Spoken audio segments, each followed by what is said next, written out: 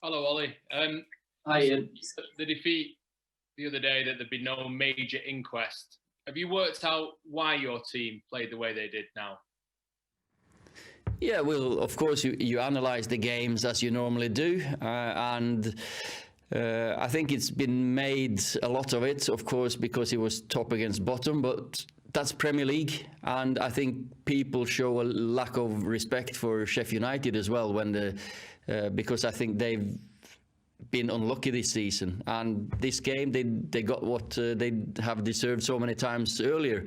They've got players who can hurt you. They've got an organisation that's worked for them for years with Chris, and we disappointed, of course, setback. But when you don't hit your level in the Premier League against any opponent, you're asking for a tough game, and we got one. And unfortunately, we just couldn't work it out during the 90 minutes.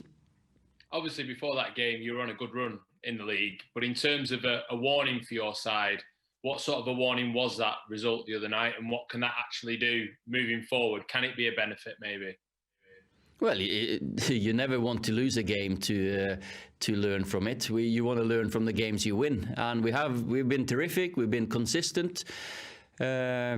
But it is that kind of season that we didn't expect to go through unbeaten since the 1st of November. Of course we didn't. So, but we wanted to, and we still want to go start on a new run. And we've always bounced back after defeats before. This season we've done remarkably well after most of the defeats. There was one where we lost to Arsenal, and then we lost to Başakşehir just after. But apart from that, we've always bounced back with a good result and a good performance. So expect everyone to perform well, and then let's hope the result comes thereafter. You can never control the result. Simon Stone. Morning or afternoon, Ollie. We're back in this sad situation again. Could you just give a club perspective and your perspective on the reaction to Axel and Anthony Martial after Wednesday's game? It's just incredible that we have these scenes still, or this abuse in 2021. We've been campaigning for a long time now in the Premier League, and I think to be honest, I think it's working. But there are still some people that haven't got it, hide behind the social media, be anonymous, and it's unacceptable. And of course it's disgusting, and the players and everyone, we've spoken to each other, of course, and they're fine, to put it that way. It's just they're not Man United fans in my head anyway. When this happens, we're all standing behind every single one of our players. How are they, and in particular Axel, who's such a young player just coming into the first team? No, Axel is fine. I've spoken to him, and of course he's not nice, but he's a strong boy and a strong character. He's got good support from his family, and we're his family in the club, and so his teammates are his family. So it's something that you don't expect to see now, but you're not really surprised once in a while when it happens, because there's still, as we said, some people that you feel sorry for, because that's what you have to do for these individuals. Simon Peach. Hi, Ollie. Just continuing that theme just for a second. Do you think more needs to be done to hold people to account? Because you wouldn't be able to say that to someone in the street or abuse someone like that. But at the moment, you can get away with it on social media platforms. I think the social media platforms needs to be looked at. Yeah, if you can create anonymous accounts and you can abuse people, of course it's not right. And let's hope we'll work together with everyone to stop this nonsense. Just looking at the squad now, Jesse Lingard's obviously on the verge of joining West Ham now. There's lots of talk about Marcos Rojo. I don't know if there's any update on Sergio Romero. I didn't know if there was any information you could give us on those situations. No, likely that Jesse's loan deal with West Ham is going through.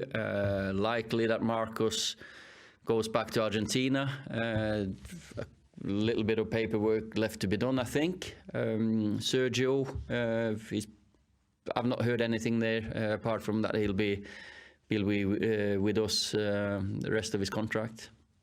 James Cooper. In terms of bumps and bruises, Ollie, Bailly was a doubt. Anything to report?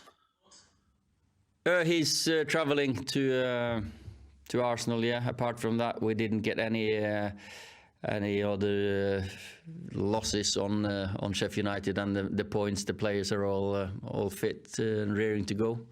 In terms of the game, I mean, Arsenal against Manchester United is always a big game. You had a sticky patch you just talked about with the 2 defeats, but I think since then both teams have kind of bounced back impressively. Yeah, I got to say they've been impressive lately. Turned it round. Definitely after the Chelsea game, there was loads of pressure on them, and since then they've really performed. They got results. We're going to bounce back. Always great games against Arsenal. Away from home, I've got a few good memories with myself. Of course, we went down there in the Cup and did well, and there's been some Champions League games, and there's been some classic games between the two teams over the years, and hopefully we can put on a good performance and get a result. Carlson. Yes, hello Ole. Hi. So Arsenal now, and it's almost impossible not to ask you about your fellow Norwegian Martin Ødegaard. Do you see him as a good signing for Arsenal, and what kind of problems can he cause you tomorrow?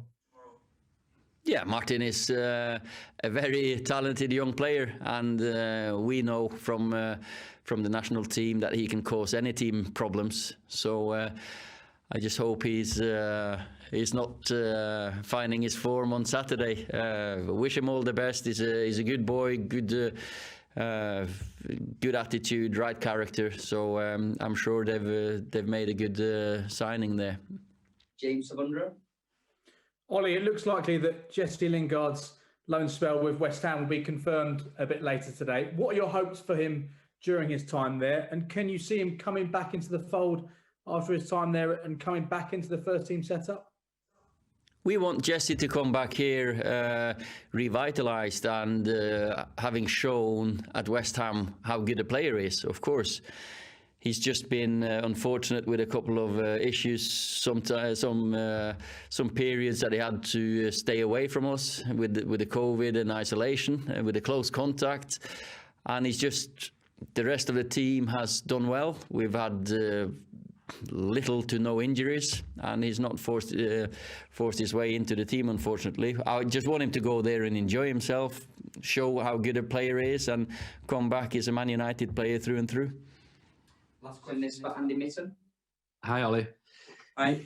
Your team are the second top scorers in the league, but have conceded 27 goals in 20 matches. That's more than anyone in the top 11, down to Leeds in 12. Does that number concern you? You're not happy with conceding goals, of course you're not. 6 of them in one game. That was a big reason behind this. Of course, I feel you're a Man United supporter. You'd rather win 3-2 than 1-0. So of course we're getting goals the one end, and sometimes you open up for the other end. But we've consistently been scoring more than conceding. But you'd rather win 3-0 than 3-2 as well. So we're working on the press high up. We defend as a team. I think we've got better and better over the year. And let's hope we can be a compact unit against Arsenal as well.